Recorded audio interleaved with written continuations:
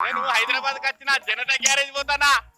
ఓ మామ, నీ భూమి పంచాయతీలు ఏమన్నా ఉంటే ఊళ్ళే పెద్ద మనుషుల దగ్గర చేసుకోవాలి కానీ హైదరాబాద్కి ఎందుకు పోయినవే నువ్వు? అసలు జనతా గ్యారేజ్ అనేది నిజంగా ఉండదే మామ, సినిమాలలోనే అట్లుంటాయి.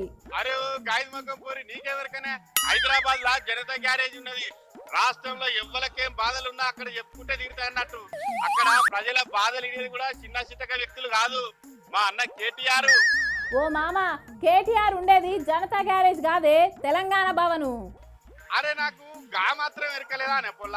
నిన్న దీక్షా దివస్ సందర్భంగా మా రామన్న తెలంగాణ భవన్ లో మాట్లాడుకుంటా ఇంకా నుంచి తెలంగాణ భవన్ తెలంగాణ జనతా గ్యారేజ్ అనుకోండి 24 గంటలు తలుపులు తెరిచే ఉంటాయి. రాష్ట్రంలో నలుమూలల నుండి ఏ అక్కకైనా చెల్లెకైనా ఏ అన్నకైనా తమ్మునికైనా ఏ వర్గానికైనా ఏ బాధలున్నా మీరు ఇక్కడికి రాండి, మిమ్మల్ని మేము ఆదుకుంటామని అన్నాడు. అందుకే హైదరాబాద్కి వచ్చిన.